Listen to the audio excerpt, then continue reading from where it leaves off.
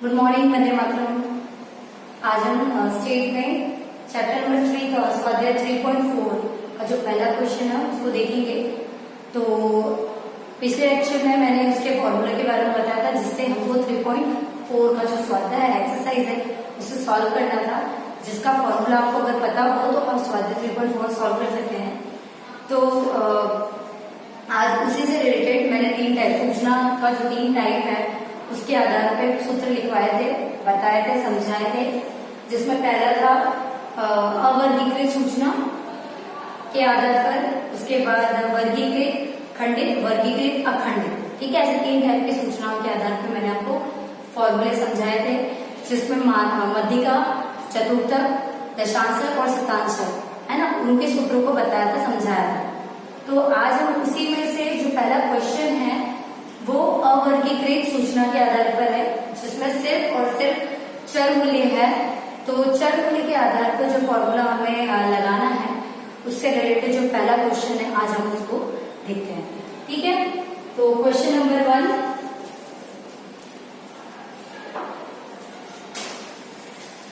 तो देख लेते हैं पहला क्वेश्चन स्वाध्याय 3.4 में।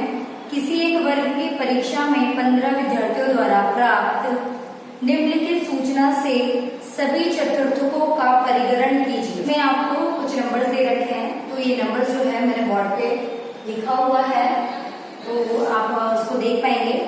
8 6 7 0 2 4 6 5 5 4 8 9 3 6 7। ठीक है, तो ये क्वेश्चन है। ठीक है, तो इस क्वेश्चन को हम करते हैं। तो यहाँ पे देखिए, आपको दिख रहा होगा कि 8 6 7 0 2 4 6 7 5 5 4 8 9 3 6 7 है ना। तो ऐसे क्वेश्चन है।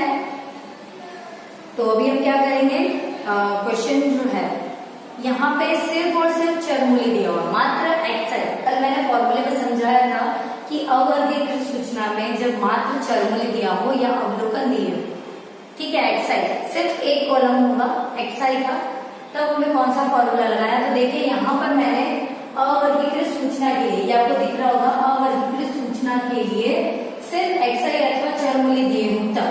तो ये फॉर्मूला है जो हमको आज सवाल मिला था। बट क्वेश्चन में आपके सिर्फ और सिर्फ चतुर्थक ज्ञात करना है। आपके क्वेश्चन में सिर्फ ये कहा है कि चतुर्थकों का परिगणन कीजिए। इट मीन सिर्फ और सिर्फ चतुर्थक ज्ञात करें, चतुर्थक 1, चतुर्थक 2 और चतुर्थक 3। तो यहाँ तो हमने लिख दिया है कि हमको ये ज्ञात करना है, चतुर्थक 1 2 एंड 3।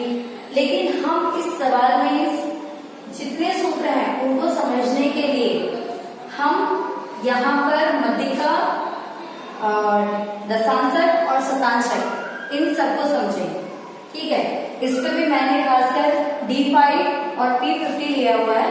उसका रीजन ये है, मैं आपको बताती हूँ कि यहाँ पर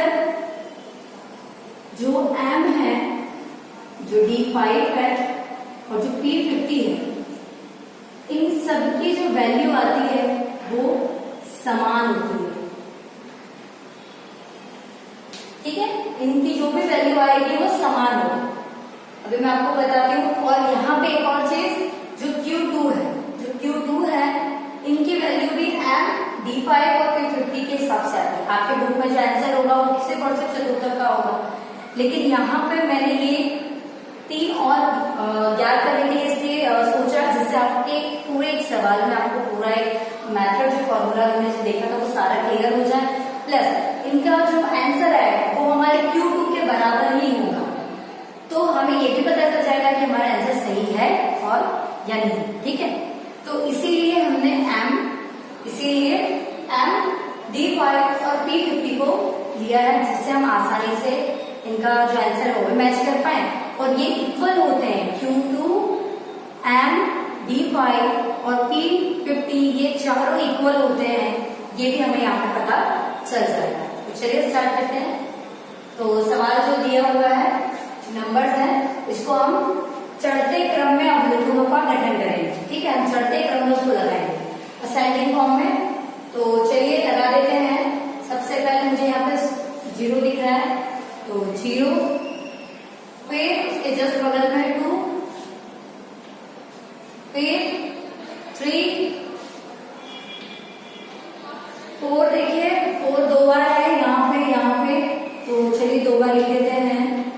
उसके बाद 5 भी 2 बार साथ में ही है। उसके बाद 6 को देखिए 3 बार दिख रहा है मुझे 6, आपको भी दिखेगा 6 और ये 6, तो लिख देते हैं 6, ठीक है 6। आगे बढ़ते हैं 7 देखिए 7 2 टाइम्स है, ये रहा और ये रहा, ठीक है, तो लिख देते हैं 7 और 8 ये भी 2 बार में है, तो चलिए, और 9 एक ही बार, तो ये हमने इसको चढ़ते क्रम में लिख दिया।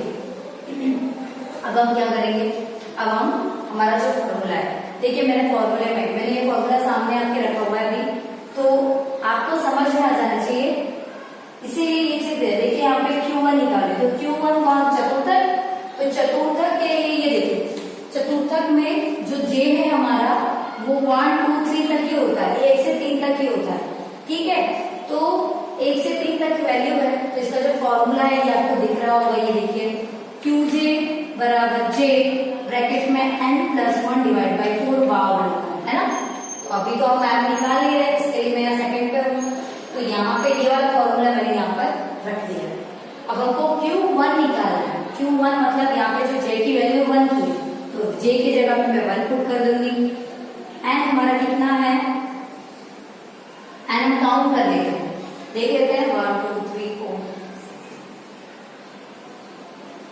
50, n हमारा कितना हो रहा है 250 है ना, तो चलिए n मतलब 50, 1 की जगह पे 1 4 पावर,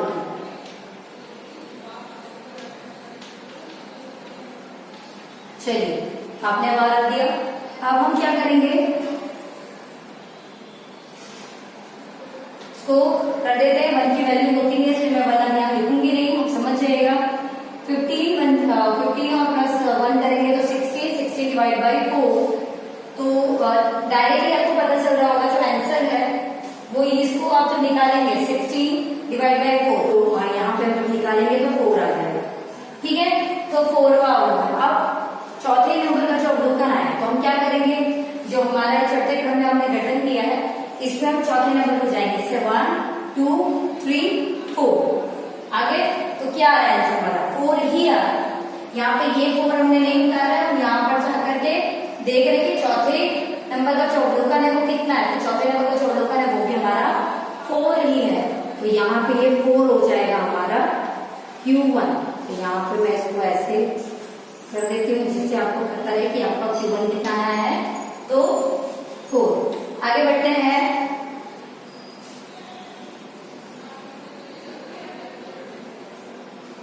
चलिए अब Q2 पे आते हैं। Q की वैल्यू आपको पता है, यहाँ पे Q2 है तो J की जगह पे 2 आएगा, n की जगह पे 50 प्लस 1 डिवाइड बाई 4 वाव होगा,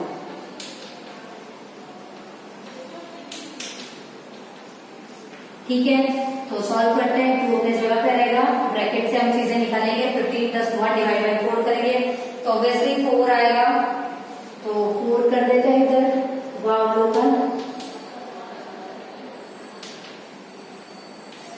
ठीक है, तो अब क्या करेंगे, तो कितना हो रहा है 8 ऊर्जा, अरे 4 ऊर्जा 8, तो 8 वाव लोकल,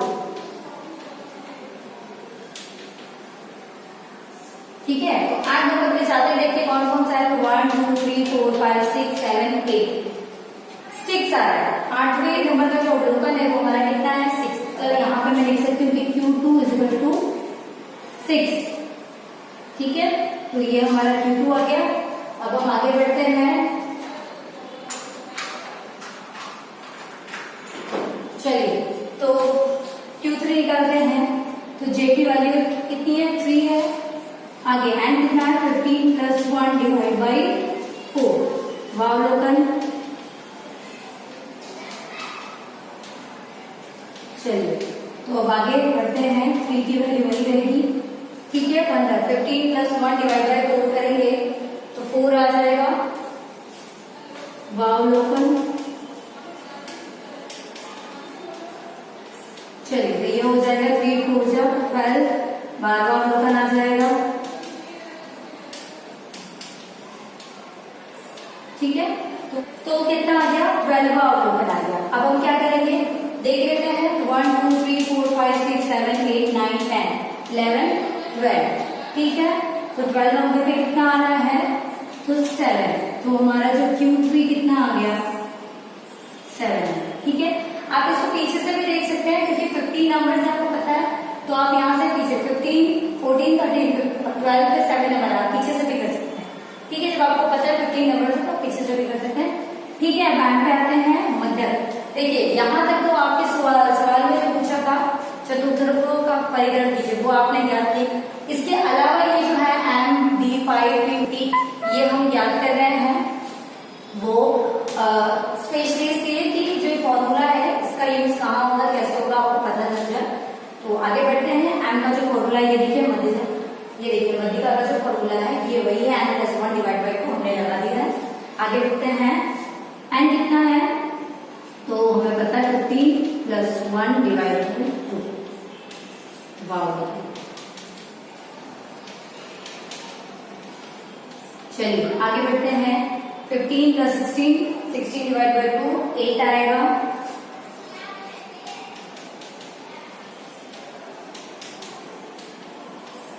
अब 8 नंबर पे हमारा जो अवलोकन है वो कौन सा देख लेते हैं। 1 2 3 4 5 6 7 8 कितना आया? तो 6 आया। M हमारा हो जाएगा 6। आगे बढ़ते हैं। जी D5 पे आते हैं। D5 का फॉर्मूला देख लीजिए, ये 5 ज्ञात करना, D दिया है दशांश, तो दशांश का जो फॉर्मूला है DJ बराबर J ब्रैकेट में n+1 डिवाइड बाई 10।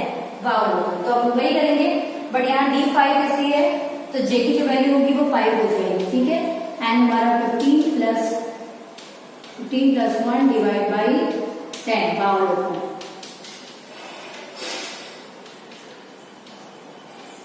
तो लगा देते हैं। 5 की वैल्यू यही रहेगी, मल्टीप्लाई कर दीजिए, तो यहाँ पे इसकी वैल्यू आएगी 1.6। ठीक है, 16 को आप डिवाइड करेंगे 10 से 1.6 वाह अवलोकन।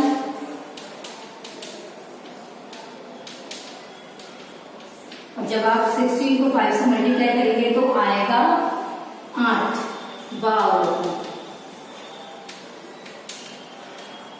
ठीक है, अब 8 नंबर पे हमने अभी जस्ट देखा था कि 8 नंबर पे हमारा जो था वो 6 आ रहा था, तो यहाँ पे जो D यहाँ मैं लिख देती हूँ D5 = 6। ठीक है, आगे बढ़ते हैं।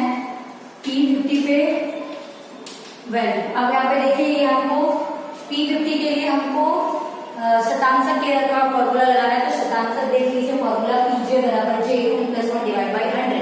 तो हमने लगा दिया है PJ, तो J की वैल्यू हम पुट करेंगे 50 n का 16 15 + 1 डिवाइड बाई 100। वाह अवलोकन। ठीक है, आगे बढ़ते हैं। 15 का वैसे ही वैल्यू रहेगा, 16 को 100 से डिवाइड करेंगे तो आएगा 0.16। वाह अवलोकन।